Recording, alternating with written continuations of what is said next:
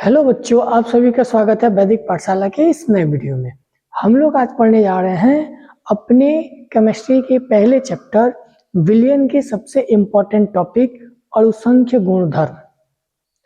उस अणुसंख्य गुणधर्म के अंतर्गत ही उसकी कुछ कमियां हैं, जिस कमी को दूर करने के लिए हमारे वान हाफ गुणांक आए थे और इन्होंने उस चीज को एक नई अवधारणा के रूप में दिया। जो कमी वान हाफ ने दूर की, किसके लिए? जो अणुसंख्य गुणधर्म था उसके लिए। हम लोग एक एक करके समझेंगे कि अणुसंख्य गुणधर्म के अंतर्गत क्या बातें थी और वान हाफ ने उसके लिए क्या अपना एक नई अवधारणा दी। तो ये सबसे इंपॉर्टेंट बिंदु होता है वान हाफ गुणांक। बोर्ड पेपर में इससे क्वेश्चन भी पूछते हैं, न्यूमेरिकल्स भी आते हैं और इसके बारे में भी पूछता है। तो चलिए हम लोग शुरू करते हैं अपने टॉपिक को। अगर आप इस चैनल पर नए हैं तो लाइक कीजिए, सब्सक्राइब कीजिए और अपने दोस्तों के पास शेयर करिए। बिना स्किप किए इसको लास्ट तक देखिए और फिर समझिए वान हाफ ने जो अणुसंख्य गुणधर्म में उसके कमियों को कैसे दूर किया और जो उसमें बातें आ रही थी उसको कैसे एक नई रूप में देने की कोशिश की। तो सबसे पहले अपने वान हाफ गुणांक की बात करते हैं कि इन्होंने क्या अवधारणाएं दी, फिर हम लोग अणुसंख्य गुणधर्म के पास चलेंगे। वान हाफ गुणांक ने ये कहा, मतलब वान हाफ ने जो अपना गुणांक दिया उसके अनुसार यदि विलय को विलायक में घोलने पर, क्योंकि विलयन दो घटकों से मिलकर बनता है, विलय प्लस विलायक, विलयन दो घटकों से मिलकर बनता है विलय प्लस विलायक। यदि विलय को विलायक में घोलने पर उसका आयतन या संगुणन होता है, उसके जो आयतन या संगुणन है वो होता है, तो विलयन में जो कणों की संख्या है या मोलों की संख्या उसमें क्रमशः वृद्धि या कमी हो जाती है। उसमें क्या हो जाती है? वृद्धि या कमी हो जाती है। अगर किसी विलय को किसी विलायक में घोला जाए तो उसके आयतन में या उसके अंतर्गत क्या होगा? संगुणन होगा या उसमें कुछ बदलाव होंगे, जिसके कारण विलयन के कणों की जो संख्या होगी या मोलों की संख्या होगी वो घट भी सकती है और बढ़ भी सकती है। तो उस घटने और बढ़ने के प्रक्रम में ये देखा गया कि उसका जब रिजल्ट आएगा तो अणुसंख्य गुणधर्मों में परिवर्तन हो जा रहा है। जबकि अणुसंख्य गुणधर्म में ये कहा था कि किसी भी विलयन में अगर उपस्थित विलय के कुल कण जो होंगे उनमें उनके कणों की संख्या के आधार पे होगा, न कि उसके प्रकृति के आधार पे होगा। उसमें ये कहा गया था कि अणुसंख्य गुणधर्म में कि जो भी बातें होंगी उसमें घुले हुए कणों की संख्या पे, उसके मोलों की संख्या पे निर्भरता होगी, न कि उसके प्रकृति पे होगी। वहां पे ये बातें कही गई थी जितने कण होंगे उनके आधार पे। जबकि जब यहाँ पे लेके आया गया वान हाफ गुणांक के इक्वल में उस चीज को सॉल्व किया गया, तो पता ये चलता है कि किसी विलय को जब विलायक में घोलते हैं, मतलब कोई रिएक्शन होता है, तो उसके साथ वियोजन भी हो सकता है, संयोजन भी हो सकता है, सामान्य भी हो सकता है। तो उस स्थिति में देखा गया कि कोई चीज उसके मोलों की जो संख्या है, कोई चीज उसके मोल की जो संख्या है या फिर उसके कणों की जो संख्या है, उस मोलों की संख्या या कणों की संख्या में वृद्धि या कमी हो जा रही है। जबकि अणुसंख्य गुणधर्म में ये बातें नहीं थी कि वो वृद्धि या कमी हो। वहां पे ये था कि केवल कणों की संख्या पे निर्भर करेगा, प्रकृति पे नहीं निर्भर करेगा। जबकि यहाँ पे क्या है, उस चीज को घोलने पर जब उसका संयोजन कराया जा रहा है, संगुणन कराया जा रहा है या वो रिएक्शन हो रही है या उसका आयतन जब बन रहे हैं, तो उसमें ये देखा जा रहा है तो किसी में बढ़ जा रहा है और किसी में घट जा रहा है। ये इनकी कमी थी। तो वही बातें यहाँ पे कही गई, यदि विलय को विलायक में घोलने पर उसका आयतन या संगुणन हो जाता है तो विलयन में कणों की जो संख्या है या मोलों की संख्या उसमें क्रमशः वृद्धि और कमी हो जाती है। इसके परिणाम स्वरूप ही क्या होता है? गुणधर्मों में परिवर्तन हो जाता है। जब वृद्धि या कमी होगी तो उसके गुणधर्मों में क्या होगी? परिवर्तन होगी। अब वो परिवर्तन कैसे होता है उसके बारे में देखना है कि वो परिवर्तन दिखता कैसे है। जो अणुसंख्य गुणधर्म और वान हाफ के बीच की जो बातें हैं परिवर्तन की, चीट के या धोखे की जो बातें हैं कि वहां कुछ और बातें हैं, यहाँ कुछ और बातें हैं, उस धोखे के बारे में हमको देखना है कि वो चीट क्या है, वो बिंदु क्या है, वो पॉइंट क्या है। तो चलिए शुरू करते हैं। जैसे अगर वान हाफ के अनुसार चलेंगे तो मान लीजिए कि हमने क्या किया कि NaCl के एक मोल को लिया, एक मॉलिक्यूल्स को लिया, एक कण को लिया, एक ग्राम को लिया। जब इनका रिएक्शन होगा, पानी में घोलेंगे तो ये Na plus plus Cl minus बन जाएंगे। मतलब ये भी एक, ये भी 1। तो अभिक्रिया के पूर्व कुल कणों की संख्या 1 और अभिक्रिया के पश्चात कुल कणों की संख्या 2, 1 1 2। तो ये अंतर आ रहा है, मतलब यहां वृद्धि हो जा रही है। वैसे ही MgCl की बातें करेंगे तो यहाँ पे हो जाएगा Mg2 प्लस 2Cl2। तो यहाँ पे 1, यहाँ पे 2, यहाँ पे 1। तो अभिक्रिया से पूर्व 1 है और अभिक्रिया के पश्चात 3 हो गया, ये भी कमी के रूप में। इसी चीज को अगर आगे लेके आए तो अगर CH3COOH के 2 मॉलिक्यूल्सों का अगर आपस में कॉम्बिनेशन होगा तो ये CH3COOH एक मॉलिक्यूल्स बन जाता है। मतलब यहाँ पे 2 है तो यहाँ पे 1 हो जा रहा है, मतलब यहाँ पे क्या हो गया, कमी हो गया। यहाँ पे वृद्धि हो जा रहा है, यहाँ पे कमी हो जा रही है। मतलब इस अवस्था को हम लोग क्या कह सकते हैं, वियोजन के अंतर्गत। ये वियोजन के अंतर्गत आएगा और ये जो है ये किसके अंतर्गत आएगा, संयोजन कहिए या इसी को हम लोग संगुणन कहें, जो हमने लिखा है संगुणन, उसके अंतर्गत। तो आप देख पा रहे हैं कि जो अणुसंख्य गुणधर्म की बातें थी और जो वान 't हाफ ने उस चीज को दूर करने की कोशिश की, उस कमी को बताया कि जो आप कह रहे थे कि उसके कणों की संख्या पे निर्भर कर रहा है, वो ऐसा नहीं है। वो अभिक्रिया के पूर्व कुछ और है, अभिक्रिया के पश्चात कुछ और है। अभिक्रिया के पूर्व कुछ और है, अभिक्रिया के पश्चात कुछ और है। वियोजन में संख्या बढ़ जा रही है, संगुणन में सही जो है वो घट जा रही है। वैसे ही अगर हम ग्लूकोज के लिए लेंगे C6H12O6 तो यहाँ पे ये सेम हो जाएगा, यहाँ कुछ नहीं हो रहा है। मतलब जो अणुसंख्य गुणधर्म था उसमें कुछ कमियां थी, उन कमियों के बारे में ये बातें हैं, उन कमियों के बारे में ये चीजें हैं जो वान 't हाफ ने इसको सही करने की कोशिश की है।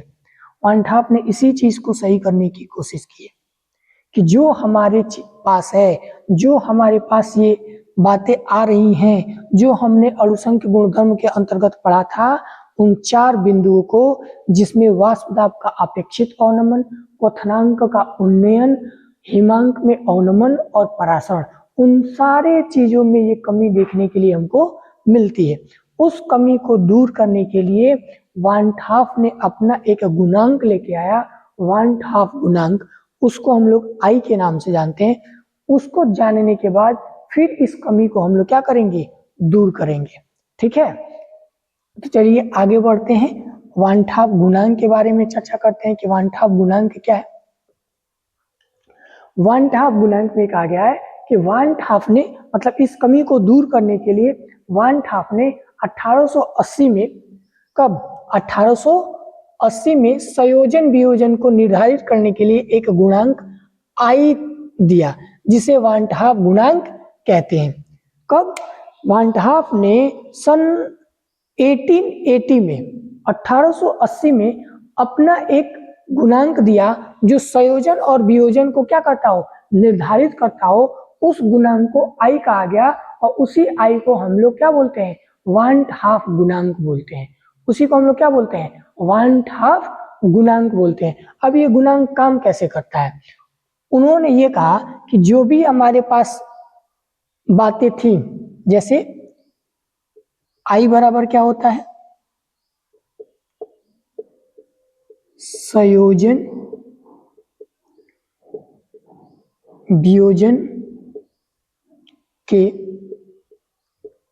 पश्चात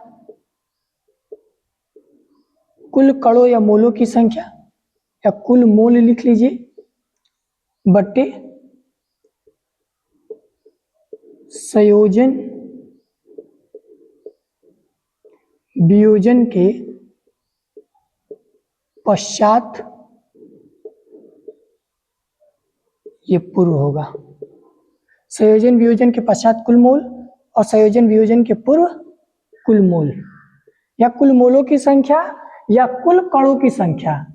संयोजन वियोजन के पश्चात कुल मोलों की संख्या या कुल कणों की संख्या।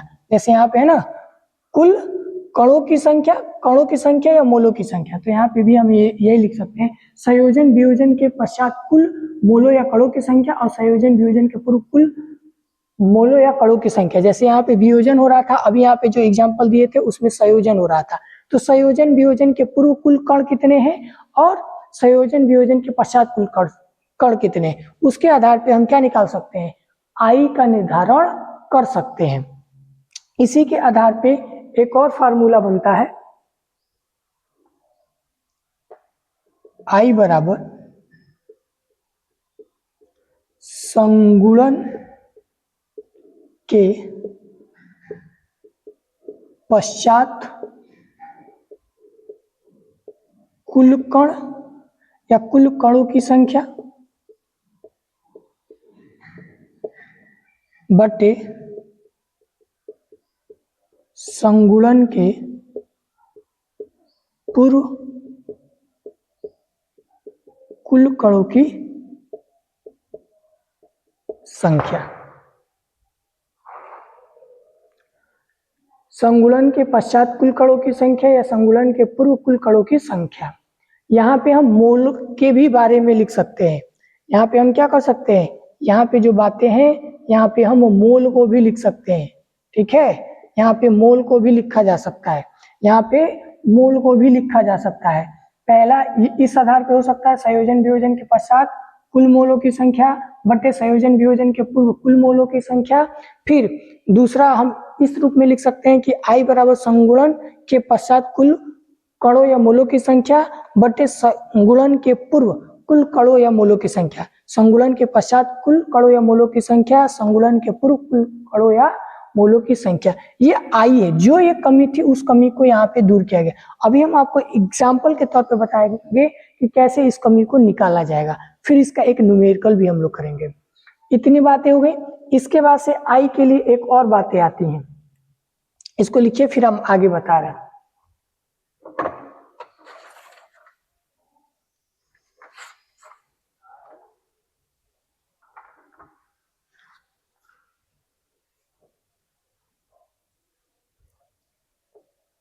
आई बराबर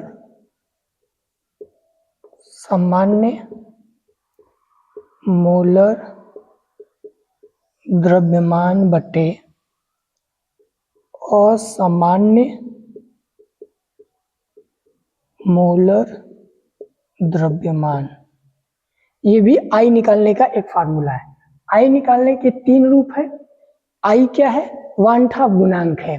वांछाव गुणांक किस लिए है, तो जो अनुसंख्य गुणधर्म में कमी है, आई क्या है, जो अनुसंख्य गुणधर्म में कमी है उस कमी को दूर करने का एक प्रारूप है। आई क्या है, तो अनुसंख्य गुणधर्म की कमियों को दूर करने का एक प्रारूप है और आई निकालने का ये एक फार्मूला है। अब हम लोग देखेंगे इसके बाद कि जो अनुसंख्य गुणधर्म का हम लोग फार्मूला निकाले थे, वाष्प दाब में अपेक्षित अवनमन के लिए, क्वथनांक में उन्नयन के लिए, हिमांक में अवनमन के लिए और परासरण दाब, उन फार्मूलों में आई कैसे यूज होगा कि उस कमी को दूर किया जाएगा।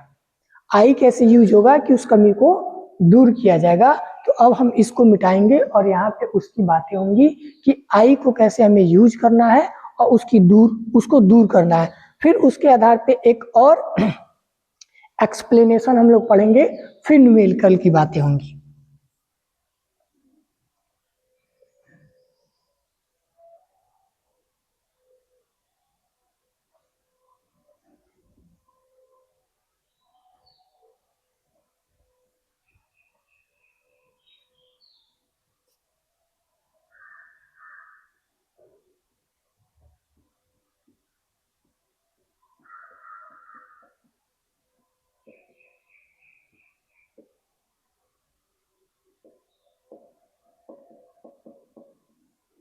अनुसंख्य गुणधर्म के अनुसार हमारे पास क्या क्या बातें थी, वाष्प दाब में अपेक्षित अवनमन, हिमांक में अवनमन,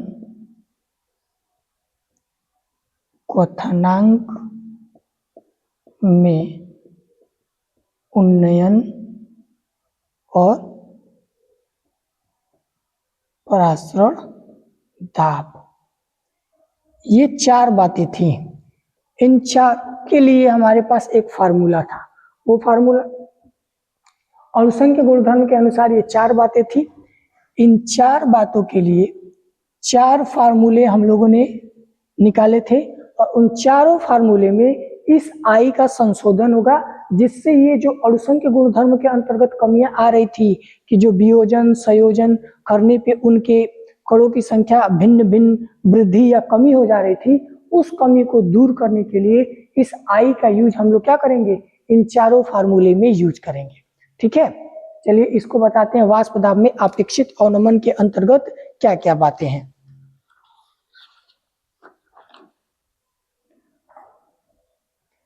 इसके लिए क्या था, डेल्टा P बाई P01 बराबर x2, यही बातें आई थी। दूसरा क्या था, हिमांक में अवनमन डेल्टा T F बराबर KF into M, delta TB बराबर KB इंटू M, और इसका क्या था, पाई बराबर CRT। ये हमारे फार्मूले थे। अणुसंघ के गुणधर्म के अनुसार इन चारों के ये फार्मूले थे, जिसमें वाष्प दाब में अपेक्षित अवनमन के लिए ये था, हिमांक में अवनमन के लिए ये बिंदु था, क्वथनांक में उन्नयन के लिए ये था और परासरण दाब के लिए ये था। अब इन चारों में हमको क्या करना है, आई को कहाँ रख देंगे कि ये जो कमी आ रही थी, वृद्धि की कमी की, जो वियोजन करने पे संख्या बढ़ जा रही थी, संयोजन करने पे घट जा रही थी, उस कमी को दूर करने के लिए इस आई का प्रयोग हम लोग इसमें कहाँ करेंगे, तो इसमें आई को हम लोग क्या करेंगे कि इनको अगर आपको ज्ञात करना है इनको, तो इन सब में क्या करेंगे, आई से इंटू कर देंगे। क्या करेंगे, आई से इंटू कर देंगे। इंटू क्या करेंगे, आई से कर देंगे। आई से इसमें गुणा करा देंगे तो जो कमी आ रही थी उस कमी को दूर किया जा सकता है। जो वृद्धि और कमी आ रही थी अणुसंघ के गुणधर्म के अनुसार, तो उस कमी को दूर करने के लिए वान ठाफ ने अपना ये एक सिद्धांत बताया, एक रूल बनाया कि आई को ऐसे निकाल करके और आई से अगर इन चारों फार्मूले में गुणा करा दिया जाएगा तो जो कमी आ रही थी उस कमी को क्या किया जा सकता है, दूर किया जा सकता है। कि डेल्टा P बाई P01 में x2 के साथ आई गुणा करा दीजिए, डेल्टा TF बराबर KF इंटू M में आई से गुणा करा दीजिए, डेल्टा TB बराबर को KB इंटू M में आई से गुणा कराइए, पाई में निकालने के लिए आप CRT में क्या करिए, आई से गुणा करा दीजिएगा, तो जो कमी आ रही थी उस कमी को हम लोग क्या कर सकते हैं, दूर कर सकते हैं। अगर आई का मान कहीं ज्यादा होगा तो वियोजन है, आई का मान अगर कम हो रहा है तो वो संयोजन है। ठीक है, यहीं पे लिख दें कि आई बराबर, ठीक है,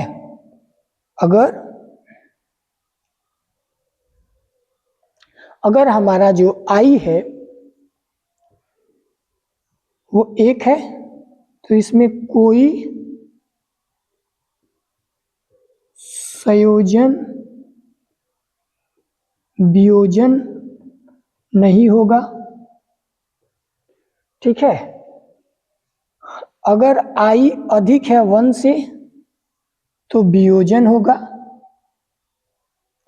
अगर आई कम है 1 से तो ये संयोजन होगा।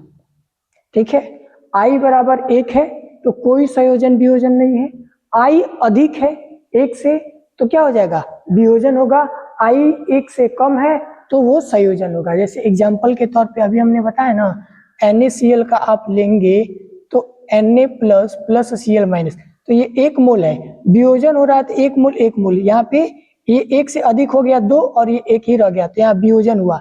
वैसे 1 से जो कम आएगा वो संयोजन होगा, 1 से जो अधिक आएगा वो वियोजन करेगा। अगर आई 1 के बराबर आता है तो वहां पे ना कोई संयोजन होगा ना कोई वियोजन होगा। आप समझे कि वान ठाफ ने अणुसंघ के गुणधर्म की किस कमी को दूर किया, तो ये जो कमी आ रही है वृद्धि और कमी की, इस चीज को दूर करने के लिए वान ठाप ने एक आई का नियम दिया और कहा कि इन सारे फार्मूलों में आप आई से इनटू करा देंगे तो वो कमी दूर हो जाएगी। और उन्होंने ये 3 फार्मूले दिए और इन तीनों फार्मूले से हम उस चीज को क्या कर सकते हैं, उस कमी को दूर कर सकते हैं। ठीक है, इसके एक छोटे से एग्जाम्पल को समझेंगे, उस एग्जाम्पल के आधार पे हम लोग अपने एनसीईआरटी के एक क्वेश्चन को सॉल्व करेंगे। तो चलिए हम उसको देखते हैं।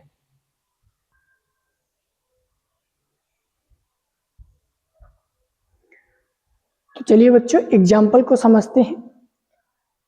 अगर एक एग्जाम्पल ले NaCl वाला ही, NaCl और ये Na+Cl-, ठीक है। अगर शुरुआत में हम ये कहें कि टाइम बराबर 0 पे, मतलब जब ये अभिक्रिया शुरू नहीं हुई है तब NaCl जो है वो 1 मोल के बराबर है और ये क्या है 0 है। क्यों? क्योंकि जब अभिक्रिया हुई ही नहीं है तो जितना हमने अभिक्रिया के लिए लिया है उतना हिस्सा तो अभिक्रिया के पूर्व होगा, अभिक्रिया के पश्चात क्या होगा 0 होगा, क्योंकि टाइम बराबर 0 अभी तो अब स्टार्ट होगा। तो टाइम बराबर 0 पे NaCl 1 है, ये क्या है 0 है। अभी आपको हमने एग्जाम्पल बताया था कि ये आपको कैसे होंगे। फिर हमने ये माना कि टाइम बराबर t पे या टाइम बराबर 1 पे ये जो है ये हो जाएगा आपका 1 - अल्फा। तो यहां पे कितने बनेंगे, अल्फा और अल्फा बन जाएंगे। ठीक है, समझिएगा कि NaCl हमने एग्जांपल लिया, टाइम बराबर 0 पे जो NaCl था वो सेम का सेम है, उसमें कोई वियोजन नहीं हुआ, 0 हुआ। टाइम बराबर t पे 1 - अल्फा मतलब 1 मोल जो है उसमें से अल्फा पार्टिकल्स बाहर निकले तो Na का भी अल्फा बना और Cl का भी अल्फा पार्टिकल्स बना। मतलब हम ये कह सकते हैं कि जो अल्फा -1 है, ठीक है, वो अल्फा जो है, ये अल्फा जो है वो 1 मोल में से कितना टूटा, अल्फा क्या है 1 मोल में से कितना टूटा, तो 1 मोल माइनस अल्फा, क्योंकि अभिक्रिया से पूर्व क्या था 1 था और अभिक्रिया के पश्चात 0 है।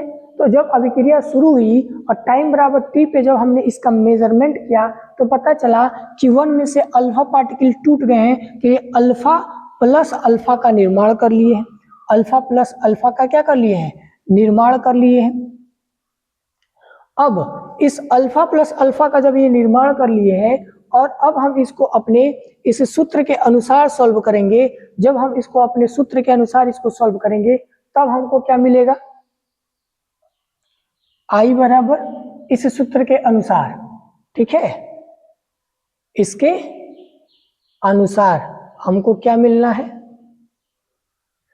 इस सूत्र के अनुसार संयोजन वियोजन के पश्चात कुल मोलों की संख्या, संयोजन वियोजन के पश्चात कुल मोलों की संख्या कितनी है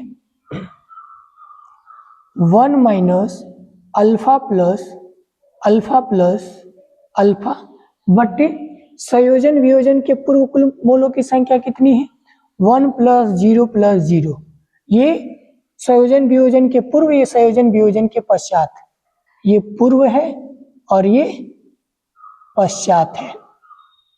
ठीक है, तो इसके लिए क्या होगा, ये भी अल्फा ही है, ऐसे ही बनाइए। ठीक है, तो एक प्लस माइनस से कट जाएगा तो हमारे पास क्या बच जाएगा, यहाँ पे I बराबर 1 + अल्फा, 1 प्लस क्या बचेगा, अल्फा बचेगा। एक से एक कट जाएगा तो बचेगा क्या, प्लस से माइनस कैंसिल, तो 1 + अल्फा बचेगा।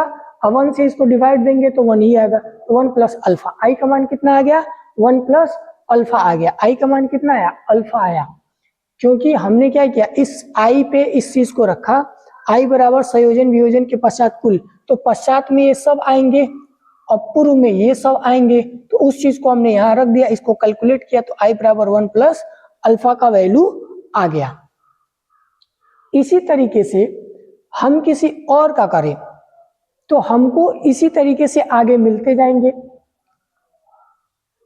अगर यहाँ पे मान लीजिए कि जो संयोजन वियोजन हो रहा है या जो हमारे पास संगुणन हो रहा है, अगर वो संयोजन वियोजन 100% हो जाए तो, अगर वो संयोजन वियोजन का जो वैल्यू है वो 100% हो जाए तो इसका वैल्यू कितना आएगा? मतलब कि जो यहाँ पे 1 में से अल्फा पार्टिकल्स निकल रहा था, अगर हम कहे कि वो 100% वियोजन हो रहा है, यहाँ पे 100% वियोजन हो रहा है, तो जब 100% वियोजन होगा तो जो अल्फा निकलेगा वो तो पूरा निकल गया, तो वहां पे अल्फा का मान क्या आ जाएगा? वहां पे अल्फा का मान 1 आ जाएगा और 1 + 1 मिलके क्या हो जाएगा? 2 हो जाएगा। जब 100% इसका वियोजन होगा, जब 100% वियोजन होगा इसका, तो अल्फा बराबर क्या आएगा? 1 आएगा। तो i बराबर 1 + अल्फा का मान 1 रखेंगे तो हमको क्या मिल जाएगा? i बराबर 2 मिल जाएगा। i बराबर क्या मिल जाएगा? 2 मिल जाएगा। जबकि जो अणुसंख्य गुणधर्म था उसके अनुसार क्या था? एक के तरफ 1 मिल रहा था, एक के तरफ 2 मिल रहा था। जबकि इनके अनुसार क्या मिलेगा? इनके अनुसार मिलेगा i बराबर 2, क्योंकि 1 + 1, ठीक है। अगर इसके अनुसार आप रखेंगे, इसी चीज को इस फार्मूले में रखिए, अगर ये 1 है और यहाँ पे एक 1 और 1 है तो इधर क्या हो गया? 2। तो आप देखेंगे तो संयोजन वियोजन के पश्चात कुल मोलों की संख्या, संयोजन वियोजन के पश्चात कुल मोलों की संख्या, ठीक है। तो ये है, तो इसको रखेंगे 2 बटे संयोजन वियोजन के पूर्व, तो इसके पहले कितना है? 1, इससे कटेगा तो इससे भी 2 आ रहा है और इससे भी 2 आ रहा है, मतलब संयोजन वियोजन। तो वियोजन के पश्चात, तो ये वियोजन के पश्चात कितना है? 1 1 2 है, और वियोजन के पूर्व कितना है? तो 1 है। तो 2 में 1 से भाग देंगे तो 2 आएगा, और i के अनुसार निकाले तो भी 1 आया। तो i के अनुसार हम ये ऐसे निकाले कि ये अल्फा निकला, फिर हमने ये माना कि i बराबर 1 + अल्फा है, और फिर हमने ये माना कि जो अल्फा है अगर उसका 100% वियोजन हो जाए, पूर्णतः वो वियोजित हो जाए, तो उसका मान 1 आएगा, क्योंकि 1 अगर पूरे तरीके से रिएक्ट कर लेगा तो उसका आंसर 1 आएगा। अगर पूरे तरीके से वो रिएक्ट कर रहा है, आंसर 1 आ रहा है, तो अल्फा बराबर 1 होगा। जब अल्फा बराबर 1 होगा तो यहाँ पे 1 प्लस अल्फा के जगह 1 रखेंगे, अल्फा नहीं रखेंगे, 1 + 1 रखेंगे अल्फा की जगह, तो 1 + 1 = क्या आ जाएगा? i बराबर 2 आ जाएगा।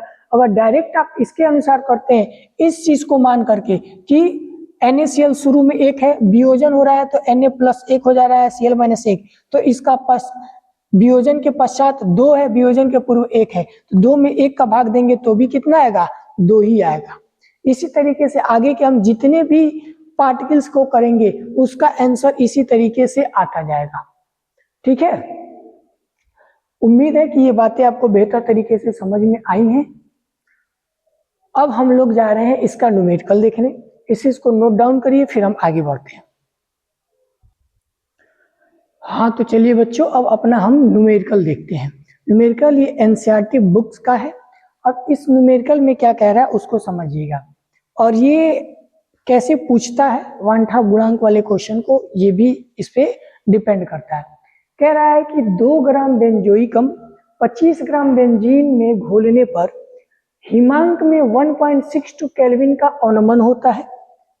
बेंजीन के लिए मोलल अवनमन स्थिरांक 4.9 केल्विन केजी पर मोल है।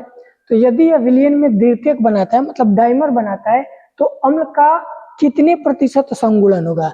इस क्वेश्चन में पूछ रहा है अम्ल का कितने प्रतिशत संगुणन होगा, ठीक है।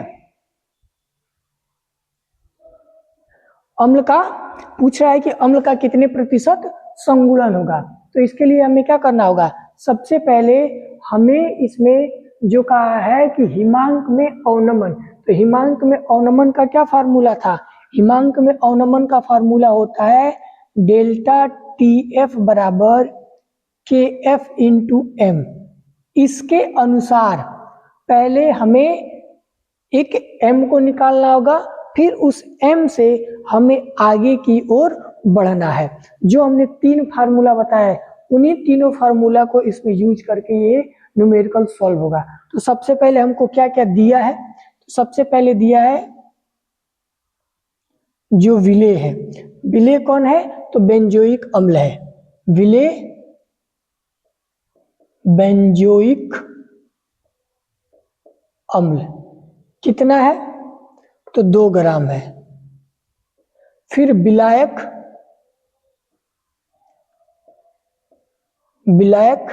बेंजीन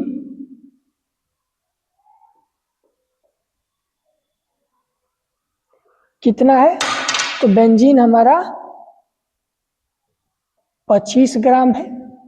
बेंजीन के बाद से विलेय का जो अणुभार है, या ये कहे कि जो हमारा विलेय है, विलेय बेंजोइक अम्ल का अणुभार, तो बेंजोइक अम्ल का अणुभार कितना निकलेगा, C6H5COOH। इसका अगर आप अणुभार निकालेंगे तो इसका अणुभार कार्बन का हो जाएगा आपका कितना, 12 होता है एक कार्बन का, तो 6 है, तो 8 6 72, 6 78, 78 और 12 90 और 32 कितना हो जाएगा, 122। इसका ये क्या निकल गया, ये अणुभार निकल गया। इतना चीजें दे दिया है। और आगे हमको क्या क्या इसमें दिया है, जो डेल्टा TF है उसका मान दिया है। डेल्टा TF का मान कितना दिया है, हिमांक में इतने का अवनमन होता है, तो डेल्टा TF का मान यहाँ देखिए, डेल्टा TF का मान दे दिया, हिमांक में इतने का अवनमन होता है, तो डेल्टा TF बराबर 1.62 केल्विन, इसका मान दे दिया है। फिर ये कह रहा है कि मोलल अवनमन स्थिरांक मतलब कि KF का भी मान दे दिया है। KF बराबर 4.9 केल्विन kg पर मोल, इतना आपको अब दे दिया है। अब आपको इस क्वेश्चन को सॉल्व कैसे करना है वो देखिए। अब आपको इस क्वेश्चन को सॉल्व कैसे करना है, विलेय बेंजोइक अम्ल 2 ग्राम है, विलायक बेंजीन जो है वो 25 ग्राम है, विलेय बेंजोइक अम्ल का अणुभार 122 है, और डेल्टा TF का मान आपको 1.62 केल्विन दे दिया है, KF का मान 4.9 केल्विन kg पर मोल दे दिया है। अब इसको हम लोग सॉल्व कैसे करेंगे, तो सबसे पहले हम लोग ये वाले फॉर्मूले से इसमें से क्या निकालेंगे, इस M के बारे में हमें क्या है, ये M जो है वो किसके लिए, मोलल की बात करता है, ठीक है, ये M जो है मोललता की बात करता है। अब M के जगह मोललता का हम क्या रखेंगे, फार्मूला रखेंगे, और उस मोललता के अनुसार इस पे हम क्या करेंगे, पुट करके इस क्वेश्चन को सॉल्व करेंगे। तो देखिए कैसे होगा, TF है तो डेल्टा TF बराबर KF, अब ये बट्टे में हो जाएगा, क्या क्या हो जाएगा, तो विलेय का भार, M के मोललता क्या होता है, विलेय का भार, विलेय का भार गुने 1000 बट्टे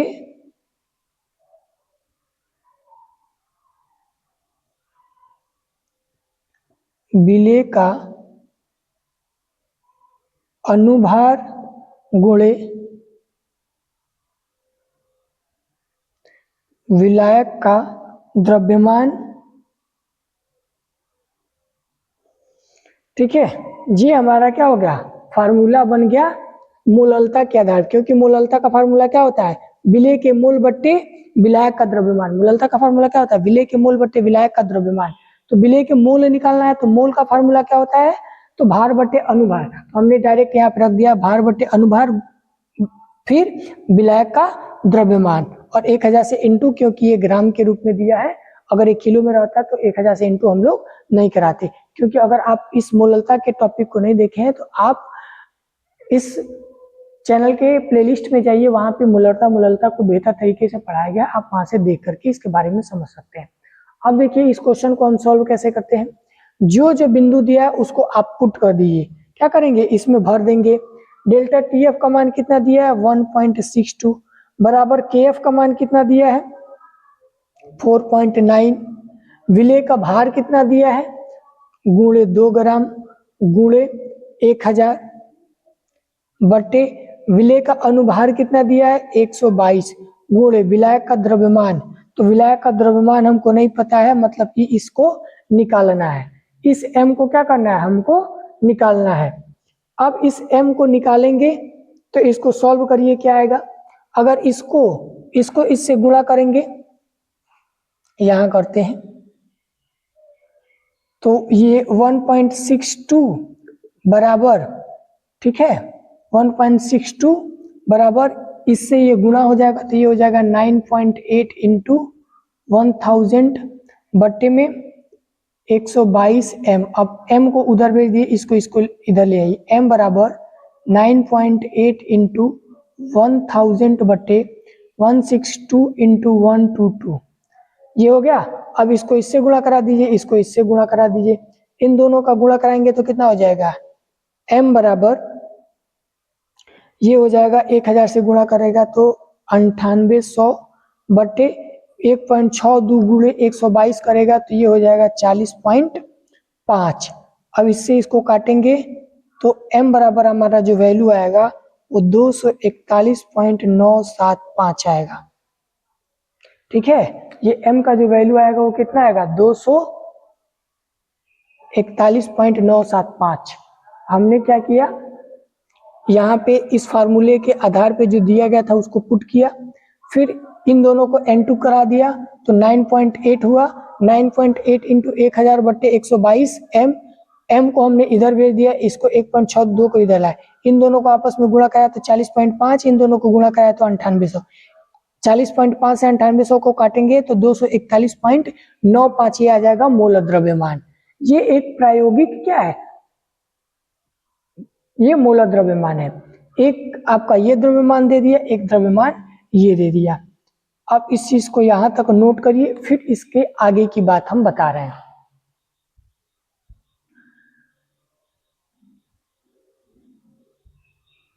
अब सुनिए, अब इसके आगे देखिए इस क्वेश्चन को कैसे सॉल्व किया गया है।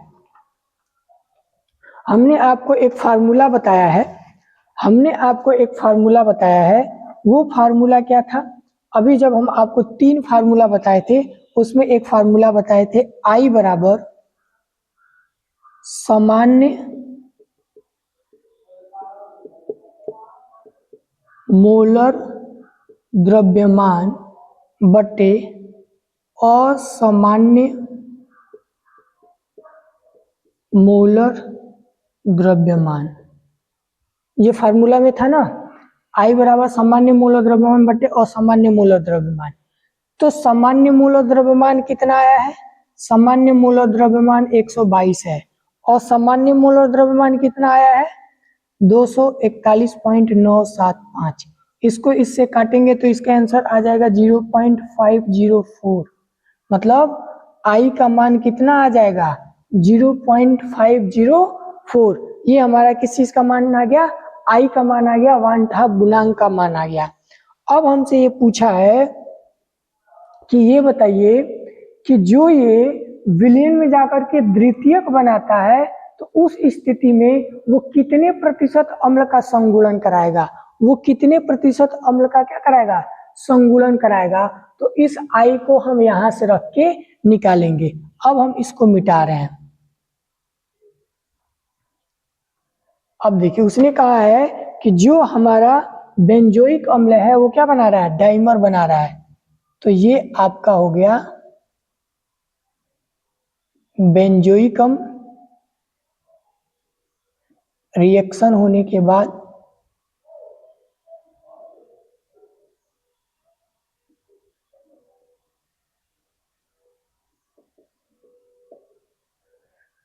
यहाँ 2 है और यहाँ पे 1 हो गया, मतलब उसका संगुणन हो गया। तो ये कितने प्रतिशत का संगुणन करेगा, तो इसके लिए देखिए आप देखेंगे कि टाइम बराबर 0 पे ये 1 है और ये 0 है। टाइम बराबर t पे इसके साथ क्या हो जा रहा है कि 1 माइनस अल्फा निकला, तो यहाँ पे हो गया अल्फा बाई 2, क्योंकि आधा हो जाएगा ना, अगर 1 में से अल्फा निकलेगा तो यहाँ पे आधा हो गया, क्योंकि जब यहाँ पे टाइम बराबर 0 था तो 1 था, 1 के बाद से ये क्या हो गया टाइम बराबर शून्य पे शून्य, और इसके ऊपर जब ये द्वितीयक था, मतलब कि 2 गो था, तो अभिक्रिया होने के बाद से क्या हो गया, 1 गो बन गया ना, 2 से क्या बना, 1 बना। तो 1 से अगर 1 अल्फा को निकालेंगे तो वो क्या हो जाएगा, आधा हो जाएगा, मतलब अल्फा बाई 2 हो जाएगा। क्या हो जाएगा, अल्फा बाई 2 हो जाएगा। क्या हो जाएगा, अल्फा बाई 2। टी बराबर शून्य पे ये 1 है, मतलब इसको पूरा हम 1 माने, या आप इसको 2 मानेंगे तो यहाँ पे 1 आ जाएगा, तो हमने 1 माना, तो यहाँ पे ये क्या हो गया, शून्य है। टाइम बराबर शून्य पे शून्य है, टाइम बराबर टी पे क्या हो गया, 1 माइनस अल्फा हो गया। तो यहाँ पे जब अभिक्रिया होगी तो ये क्या हो जाएगा, अल्फा बाई 2 हो जाएगा। अब इसको हम क्या करेंगे, अब हम इसको अपने फार्मूले पे रखेंगे, जो फार्मूला हमने पढ़ा था कि संयोजन या वियोजन के पश्चात कुल मोलों या कणों की संख्या, और संयोजन वियोजन के पश्चात संयोजन वियोजन के पूर्व कुल कणों या मोलों की संख्या, या संगुलन के पश्चात कुल कणों की संख्या और संगुलन के पूर्व कुल मोलों की संख्या, संगुलन के पश्चात कुल मोलों की संख्या, संगुलन के पूर्व कुल मोलों की संख्या, या संयोजन वियोजन के पश्चात कुल मोलों की संख्या बटे संयोजन वियोजन के पूर्व कुल मोलों की संख्या। उसके आधार पे इसको सॉल्व करने जा रहे हैं। अब इसको हम लोग रखेंगे आई बराबर संयोजन वियोजन के पश्चात, तो संयोजन वियोजन के पश्चात ये सारे लोग आ जाएंगे, तो जब सारे लोग आएंगे तो ये क्या हो जाएगा, 1 minus alpha plus alpha by 2 बट्टे उसके पूर्व कितना है, 1 प्लस 0, ये वैल्यू है 1 प्लस 0, ये पूर्व की बातें हो गई, ये पश्चात की बातें हो गई। अब जब हम इसको सॉल्व करेंगे तो ये हमको क्या मिल जाएगा, ये मिल जाएगा 1 माइनस आई बराबर अल्फा बाई 2, 1 माइनस आई बराबर अल्फा बाई 2। अब आई का मान यहां से पुट करिए, आई का मान यहाँ इतना है ना, तो अब आप क्या करिए, 1 माइनस आई बराबर अल्फा बाई 2 है, तो 1 में घटा दीजिए किसको, आई का मान, आई का मान कितना है 0.54 बराबर अल्फा बाई 2। अब यहाँ पे कितना होगा, एक में से 0.54 घटाएंगे तो यहाँ पे आपका आ जाएगा 0.496 बराबर अल्फा बाई 2, ये हो गया। अब आप इसको इधर ले जाएंगे तो ये हो जाएगा इनटू में, जब इसको इधर ले जाएंगे इनटू में होगा तो ये कितना हो जाएगा, अल्फा बराबर 0.496 इंटू 2 बराबर कितना हो जाएगा 0.992, ये अल्फा बराबर हो गया। अल्फा बराबर कितना हो गया, अल्फा बराबर आपका मान, चलिए नीचे कटने के लिए अल्फा का मान कितना हो गया 0.992 हो गया, अल्फा का मान कितना हो गया 0.992 हो गया। अगर हम ये माने कि जो उसका संगुणन होना है वो संगुणन वो जो है वो पूरे तरीके से हुआ, जितने मोल था 100 का 100 हुआ, तो उसको उससे क्या करा देंगे, गुणा करा देंगे, उस संगुणन को क्या करेंगे, गुणा करा देंगे। अगर संगुणन 100% हुआ तब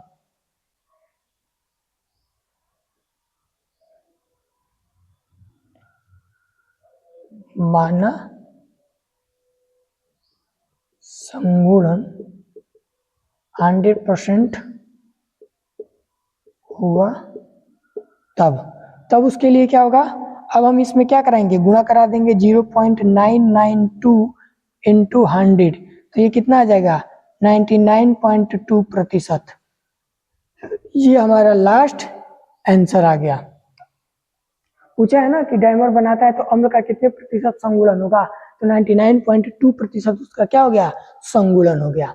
न्यूमेरिकल ऐसे ही सॉल्व करना है, उसको एक एक बारीकी से देख करके, थोड़ा बहुत इधर उधर की टॉपिक है तो आप एक एक करके जो टॉपिक लिख रहे हैं समझा रहे हैं उसको वैसे ही लिखते जाइए और समझते जाइए, ठीक है। थोड़ा सा जगह का अभाव था और इतने लंबे क्वेश्चन को सॉल्व करना था, इतना बड़े आंसर को सॉल्व करना था, इसीलिए हम इधर उधर करके समझाएं। उम्मीद है कि ये टॉपिक, ये वीडियो आपको और बेहतर तरीके से समझ में आया होगा। आगे वीडियो देखने के लिए चैनल को सब्सक्राइब करिए, लाइक करिए और अपने दोस्तों के साथ शेयर करिए। और इसके बेहतरीन कलरफुल नोट्स के लिए, प्रीवियस ईयर के क्वेश्चन के लिए, टेस्ट सीरीज के लिए हमारा एप्लीकेशन वैदिक पाठशाला को डाउनलोड करिए और अपने बैच को ज्वाइन करिए। एप्लीकेशन का लिंक डिस्क्रिप्शन में दिया है। Thanks for watching.